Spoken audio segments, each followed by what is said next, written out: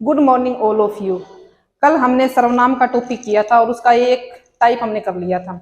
आज हम क्लास को रेगुलर रखेंगे और इसके अगले जो टाइप है उनको हम डिटेल से पढ़ेंगे। ठीक है, तो टॉपिक था हमारा सर्वनाम। इसके मैंने आपको 6 प्रकार बताए थे, संख्या 11 बताई थी, प्रकार 6 बताए थे, और जो 6 है वो है हमारे व्याकरण के आधार पे। उसका एक टाइप हम कर चुके हैं। दूसरा है हमारा निजवाचक सर्वनाम, जो कल बीच में रह गया था। निजवाचक सर्वनाम, देखो निज का अर्थ होता है खुद का, खुद। शिवम बोल दो, अपने आप, अपने आप, या इसको हम बोलते हैं स्वतः, कई जगह स्वतः भी बोल देते हैं। बात करते हैं इसकी डेफिनेशन की। देखो डेफिनेशन के अंदर ही प्रत्येक सर्वनाम का जो भेद है वो छुपा होता है। पहली बात कि निजवाचक होता है ऐसा सर्वनाम, ऐसा सर्वनाम जिसका प्रयोग, जिसका प्रयोग कर्ता स्वयं के लिए करता है, कर्ता स्वयं के लिए करता है।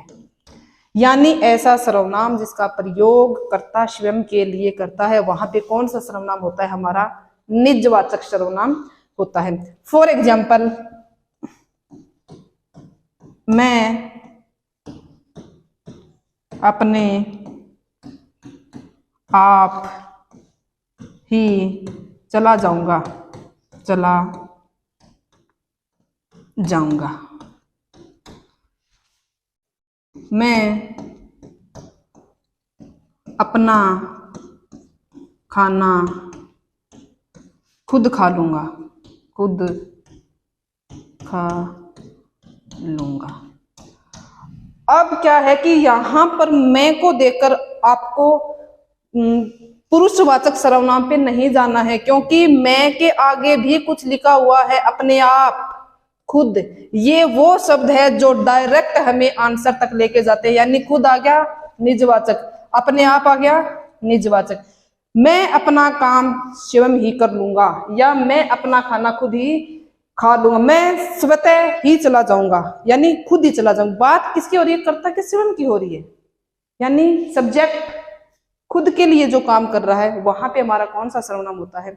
निजवाचक सर्वनाम। अगर पुरुषवाचक होता तो ये शब्द बिल्कुल भी नहीं आते।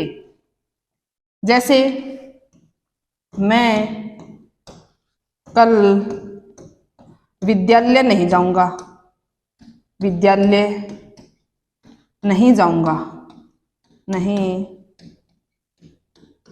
जाऊंगा। ठीक है, यहां पे मैं कल विद्यालय नहीं जाऊंगा, बात किसकी? खुद की, यानी कर्ता खुद के लिए बात कर रहा है। दूसरा,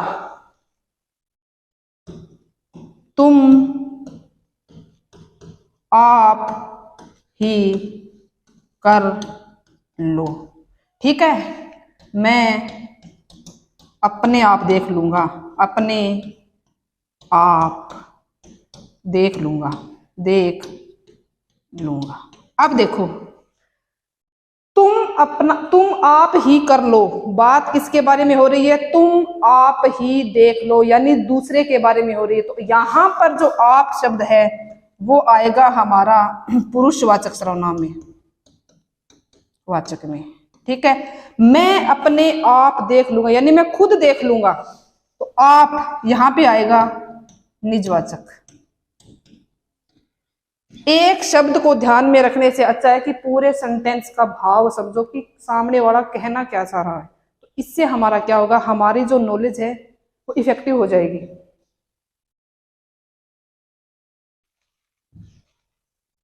तीसरा जो सर्वनाम आता है वो आता है हमारा प्रश्नवाचक, प्रश्नवाचक सर्वनाम। ठीक है, प्रश्नवाचक यानी इसमें क्या होगा? कोई ना कोई हमें क्वेश्चन मिलेगा, प्रश्न मिलेगा। प्रश्न होते कौन कौन से हमारे? क्या और क्यों, कैसे, ठीक है, किस लिए, किस लिए। इसमें से जो मूल है ना वो तो ये दो ही है, क्या और क्यों, कैसे, किस लिए, ये होते हैं हमारे यौगिक सर्वनाम जो इनके योग से बने। फॉर एग्जाम्पल प्रश्नवाचक सर्वनाम ऐसा सर्वनाम जिसका प्रयोग कर्ता किसी से प्रश्न पूछने के लिए करता है। जैसे यानी ऐसा, नोट्स बना लो साथ साथ सर्वनाम जिसका प्रयोग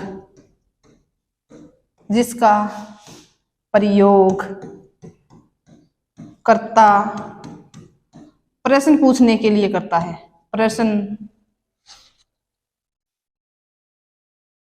पूछने के लिए करता है, पूछने के लिए ये करता है। फॉर एग्जाम्पल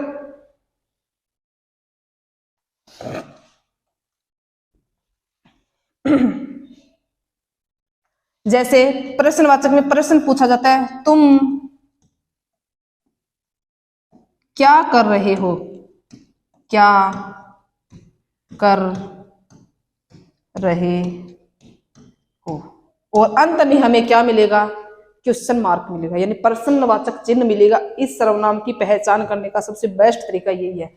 नंबर 2, तुम पत्र क्यों लिख रहे हो, क्यों लिख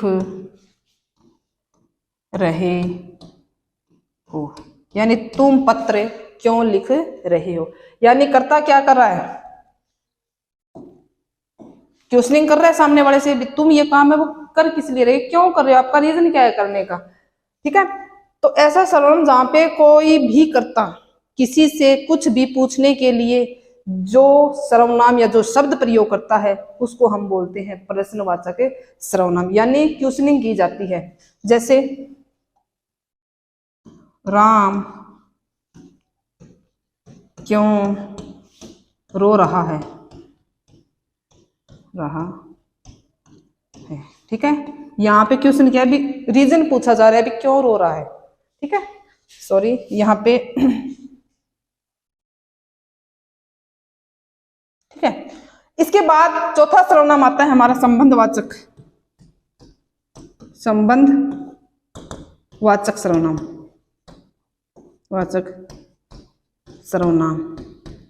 देखो संबंधवाचक यानी इस सर्वनाम के अंदर एक वाक्य का दूसरे वाक्य के साथ कुछ न कुछ संबंध होता है। जितनी भी हमारी कहावतें होती है, जो लोकोक्ति होती है, वो इस सर्वनाम के अंदर आती है। और इसका जो परिभाषा है वो ये होगी कि जो सर्वनाम एक वाक्य के साथ एक वाक्य का दूसरे के साथ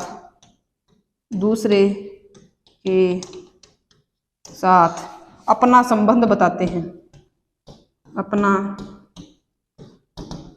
संबंध बताते हैं।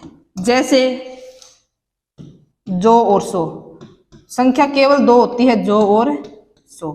ये वही बात मूल स्वर वाली, ठीक है, कि जो मूल सर्वनाम है संख्या में 11 बताए थे। 11 को मैंने पहले 3 सर्वनाम को पुरुषवाचक के अंदर डिवाइड किया था, 2 सर्वनाम हमारे प्रश्नवाचक के अंदर आ गए, 1 सर्वनाम हमारा निजवाचक के अंदर आता है, और 2 सर्वनाम है हमारे जो संबंधवाचक के अंदर आता है, यानी जो सो, जैसे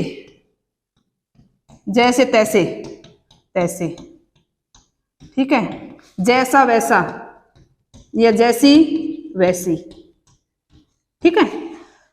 ये मूल हो गए, ये इनका यौगिक रूप है। जैसे जो करेगा सो भरेगा, जो करेगा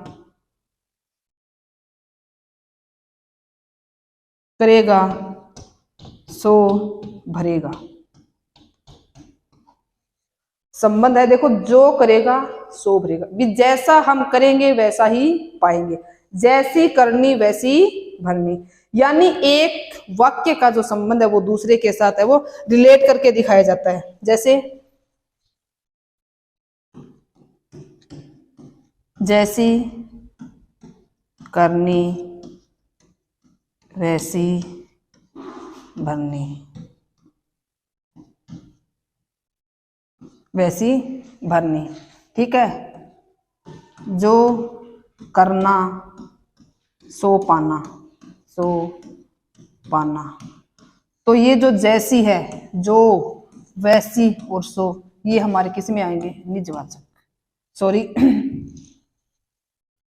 संबंधवाचक, संबंधवाचक सर्वनाम, ठीक है।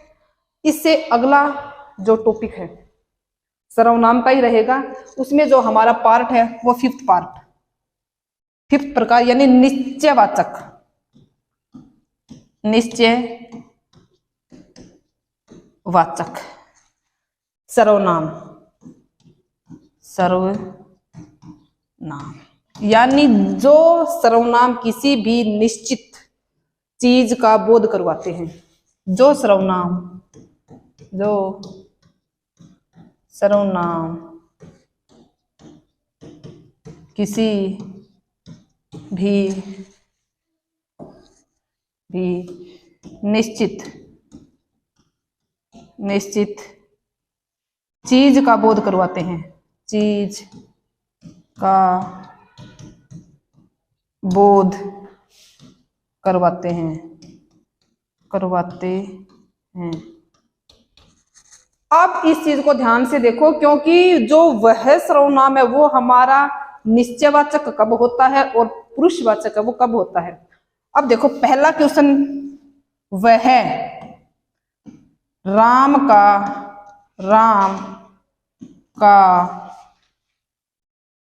खेत है,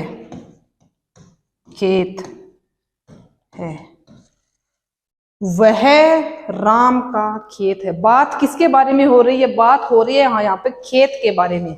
वह राम का खेत है, यानी बात खेत के बारे में। तो यहाँ पर जो वह शब्द आया है, वह जो सर्वनाम आया है वो होगा हमारा निश्चयवाचक, क्योंकि हमें चीज निश्चित है कि वो खेत राम का ही है। यहाँ पर बात राम के बारे में नहीं हो रही, यहाँ पे बात किसके बारे में हो रही? खेत के बारे में हो रही है।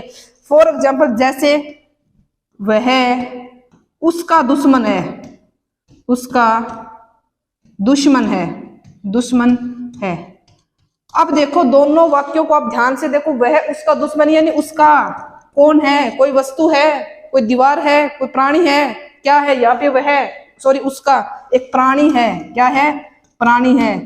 इन दोनों के अंदर ये जो सेंटेंस जाएगा, ये जाएगा हमारा पुरुषवाचक के अंदर, पुरुषवाचक। और बात अगर किसी निश्चित चीज के बारे में हो, निर्जीव चीज के बारे में हो, तो हमारा जो सर्वनाम जाएगा वो जाएगा हमारा निश्चयवाचक के अंदर। इसमें यह और वह दोनों आते हैं।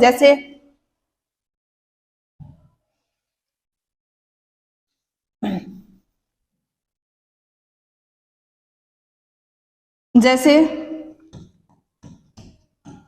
यह पेन मेरा है, बात किसके बारे में हो रही है? बात हो रही है पेन के बारे में। भी ये पेन है ना, ये मेरा है, किसी दूसरे का नहीं है। तो ये पेन मेरा है या यह पेन मेरा है, तो यहाँ पे जो यह सर्वनाम होगा वो होगा हमारा निश्चयवाचक। यानी पुरुषवाचक कब होता है, निश्चयवाचक कब होता है? हमें क्या करना है? हमें पूरे के पूरे वाक्य का भाव समझना है कि जो सामने वाला कह रहा है वो किसी प्राणी के बारे में कह रहा है या किसी वस्तु के बारे में कह रहा है। ठीक है। लास्ट बच गया अनिश्चयवाचक। अनिश्चयवाचक सर्वनाम।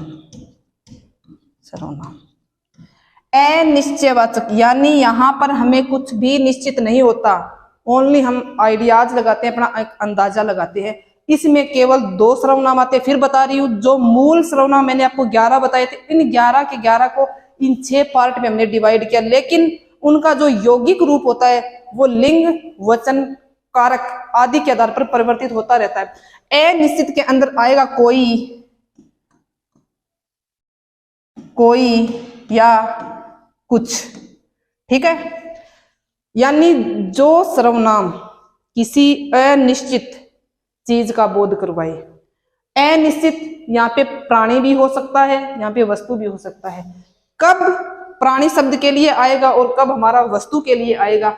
अगर कोई आ जाए, मान लेना सजीव प्राणी, ठीक है। अगर कुछ आ जाए, मान लो निर्जीव चीज के लिए प्रयोग होगा, निर्जीव यानी वस्तु, ठीक है। भी कोई शब्द का प्रयोग हम करेंगे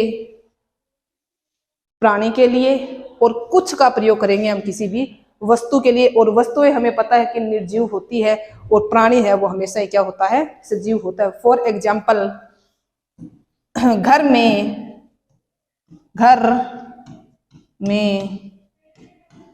कोई आया है, घर में कोई आया है, घर में कोई आया है, कोई आया है मतलब कोई व्यक्ति घर के अंदर आया है, कोई वस्तु घर में नहीं आई है। दूसरा इसी से रिलेटेड, घर में कुछ पड़ा है, देखो घर में कोई आया है या घर में कुछ पड़ा है, ये जो हमारे सर्वनाम है वो किस में जाएंगे? हमारे निश्चयवाचक के अंदर जाएंगे। अगर कोई आ जाए मतलब बात व्यक्ति के बारे में हो रही है, भी घर में कोई आया है, घर में कुछ पड़ा है, किसके बारे में चला जाएगा?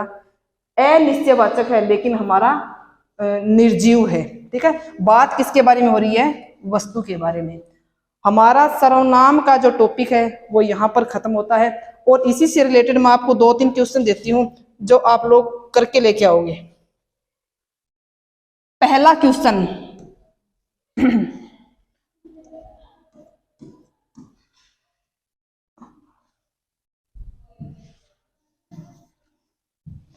लिखो, वह रोहन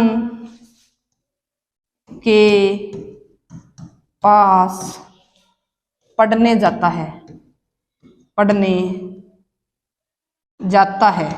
ठीक है। वह रोहन के पास पढ़ने जाता है। दूसरा, मुझे कुछ पैसों की जरूरत है, पैसों की जरूरत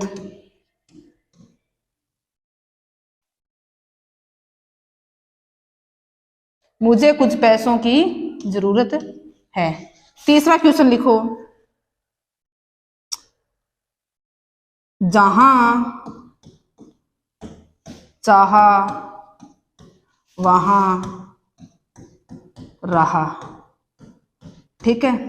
चौथा क्वेश्चन आपके सामने, मैं स्वतः ही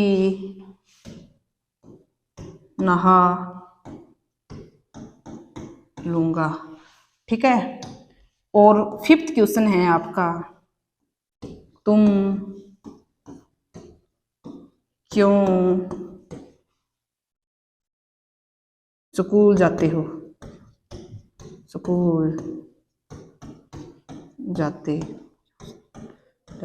हो। ये 5 क्वेश्चन मैंने आपके सामने लिखे हैं, और इनमें से जिन जिन शब्दों को मैंने रेखांकित किया है,